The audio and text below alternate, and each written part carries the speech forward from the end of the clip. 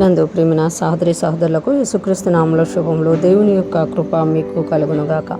ఈరోజు దేవుడు మనకిచ్చిన మాట రూతు గ్రంథము 2వ అధ్యాయము 18వ వచనం. ఆమె వాటిని ఎత్తుకొని ఊరిలోనికి వచ్చినప్పుడు ఆమె అత్త ఏరుకుని వాటిని చూచెను. ఆమె తిని తృప్తి పొందిన తర్వాత తాను మిగిల్చిన దానిని చూపించి ఆమెకి ఇచ్చెను. ఈ మాటలు మనం రూతు గ్రంథంలో చూస్తున్నాము. ఇక్కడ మనం చూసుకుంటే ఎప్పుడైతే నయోమితో కూడా రూతు వచ్చారో, రూతు కొన్ని రోజులుండి తన అత్తకు చెప్పి పొలంలో ఏరుకోవడానికి వెళ్ళినట్లుగా మనము చూడగలం అనమాట. అంటే రూతు పనిచేసే స్త్రీగా మనకి ఇక్కడ కనబడుతున్నారన్నమాట.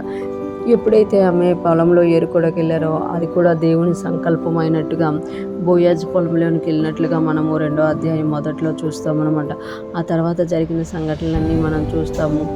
ఆమె వాటిని ఎత్తుకొని, అంటే ఏటిని ఎత్తుకొని అంటే ఆమె ఆ రోజు ఆ పొలంలో ఏమైతే ఏరుకుందో ఆ ఏరుకున్న పరిగె అంతటిని ఎత్తుకొని ఊరిలోనికి వచ్చినప్పుడు, అంటే ఆమె పొలంలోనికి వెళ్ళి పనిచేసి వాటిని ఎత్తుకొని వచ్చినప్పుడు అంట ఆమె అత్త ఆమె ఏరుకుని వాటిని చూచెను. ఆమె అత్త ఏం చేసింది అంటే ఆమె ఏదైతే ఏరుకొని వచ్చిందో ఆ పొలంలో వాటన్నిటినీ చూచిందంట.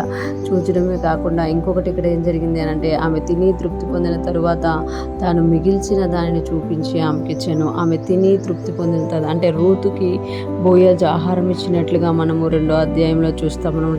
పేలాలు ఇచ్చినట్లు, ఆ బ్రెడ్ ఇచ్చినట్లు మనం చూస్తామన్నమాట. ఆమె తిని మొత్తము ఆమెకే ఇచ్చారని ఆమె తినకుండా ఆమె కొన్ని దాచిపెట్టి అలా అత్తకి తీసుకొచ్చి ఇచ్చినట్టుగా ఇక్కడ మనం చూస్తున్నాము. అంటే రూతు ఎంత యథార్థంగా అలా అత్తను ప్రేమిస్తుందో మనకి ఇక్కడ అర్థమవుతుంది అనమాట. యథార్థంగా ప్రేమిస్తుంది కాబట్టి తన అత్తను ఇంట్లోనే ఉంచి తను పని చేయడానికి బయటికి వెళ్ళింది. అంతేకాకుండా తనకు ఆహారంగా ఇవ్వబడిన దానిలో కూడా తన్ని తిని తృప్తి పొందడమే కాకుండా తన అత్తకు కూడా మిగిల్చి దానిని తీసుకొచ్చి వాళ్ళ అత్తకి చూపించినట్లుగా మనం ఇక్కడ చూడగలుగుతామన్నమాట. ఈరోజు మనం జ్ఞాపకం చేసుకోవాలి కదా, రూతు అన్య దేశంలోనికి వచ్చినా కూడా కష్టపడే స్త్రీగా మనం ఇక్కడ చూడగలుగుతామన్నమాట. ఆమె కష్టపడడమే కాకుండా ఆ కష్టాన్ని అంతటినీ తీసుకొచ్చి మళ్ళీ అత్తగారి చేతిలో పెడుతున్నట్టుగా మనం చూడగలం అనమాట. ఆమెకి ఇచ్చిన ఆహారంలో మిగిల్చి తన అత్తకి ఇచ్చినట్టుగా, అంటే ప్రేమను మనం ఇక్కడ రూతులో చూడగలుగుతున్నాం. కష్టపడే తత్వం, ఇంకొకటి ప్రేమ. నేనే కష్టపడ్డాను కదా, నాది కదా, నేనే వాడుకోవాలి కదా అనే గర్వం లేదు.